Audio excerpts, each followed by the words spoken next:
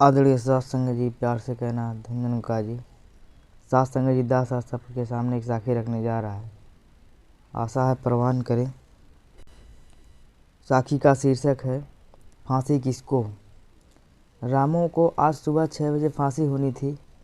उसने एक बहुत बड़े सेठ हरिचंद के घर में चोरी करने की योजना बनाई थी। जब आधी रात को वह सेठ के घर पहुंचा तो सेठ की नींद खुल गई। उसने चिल्लाते हुए पूछा, कौन है? राजू ने चतुरता से अपनी रक्षा के लिए सेठ के बच्चे को पलंग से उठा लिया और सेठ से कहने लगा, यदि उसने शोर मचाया या पुलिस को खबर की तो उस नन्हे के बेटों को गला दबोच देगा। इस शोर शराबे के साथ वाले कमरे में सोए हुए सेठ हरिचंद के बेटे नवीन की नींद खुल गई। उसने अपने कमरे में थोड़ा सा दरवाज़ा खोला और पिताजी को धमकी देने वाले आवाज़ सुन ली। नवीन ने सूझबूझ से काम लिया और पुलिस को फ़ोन कर दिया। कुछ ही मिनटों में पुलिस पहुंच गई। राजू ने घबराहट से आकर नन्हे से बच्चों को जोर से गर्दन पकड़ लिया, नीचे फेंक दिया, जिस कारण उसकी मृत्यु हो गई। सेठ और सेठानी चिल्लाते रहे, रोते रहे, परंतु उनका लाल तो सदा के लिए मौत की नींद सो चुका था। राजू को पुलिस ने हथकड़ी लगाकर थाने में पहुंचा दिया। जेल के सलाखे पीछे बंद राजू अक्सर अपने नसीब को कोसता। आखिर निर्णय का दिन आ गया जब न्यायाधीश ने उसे 20 तारीख सुबह 6 बजे मौत की फांसी देने की सज़ा सुना दी। फांसी का दिन 2 ही दिन बाकी था। यह सूचना राजू के पूरे गांव में आग तरह फैल गई। 20 दिसंबर का दिन आ गया। सुबह सुबह गांव के वासी, रिश्तेदार व परिवार के सदस्य जेल से फांसी स्थल तक जाने का रास्ते में खड़े थे। सबसे आगे राजू की मां खड़ी थी, जिसके आंसू थमने का नाम नहीं ले रहा था। राजू ने मां की ओर देखा और अपना मुंह दूसरी तरफ कर लिया। अब फांसी की रस्सी की बटन दबाने वाले कुछ ही मिनट शेष रह गए थे। फांसी देने से पहले राजू से अंतिम इच्छाएं पूरी गईं तो उसने कहा, मेरी माँ खड़ी है, उसे मेरे पास बुला दो। राजू की माँ को बुलाया गया।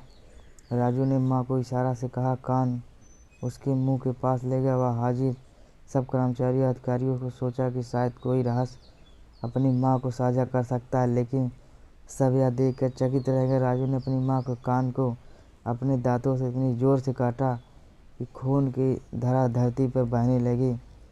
फांसी लगते लगते बच्चा माँ को पीड़ा दे रहा था। यह दृश्य बहुत ही पीड़ादायक था। पुलिस अधिकारी ने आगे बढ़कर राजू से पूछा, यह दुष्ट कार्य कर रहे हो? माँ का कान को क्यों काट डाला? राजू फूट उठकर रोते हुए कहने लगा, आज फांसी मुझे नहीं, मेरी माँ को मिलनी चाहिए। इसने ही मेरी चोरी का आदत को बढ़ावा दिया। पहले दिन स्कूल में जब मैं पेंसिल और किताब चुरा कर लाया था, उस समय यदि माँ मुझे थपकी देने की जगह थप्पड़ मारती तो मुझे चोरी करने पर डांटती तो मैं एक बड़ा चोर न बनता। परंतु हुआ इसके विपरीत। मैं बड़ी चोरी करता रहा और माँ मेरा उत्साह बढ़ाती रही।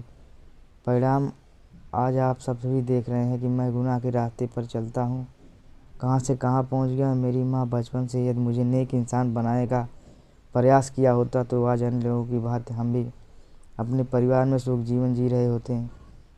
यह सब कुछ कहते हुए राजू का गला रुक गया। चारों ओर एक ही आवाज़ आ रही थी कि राजू सच ही तो कह रहा है।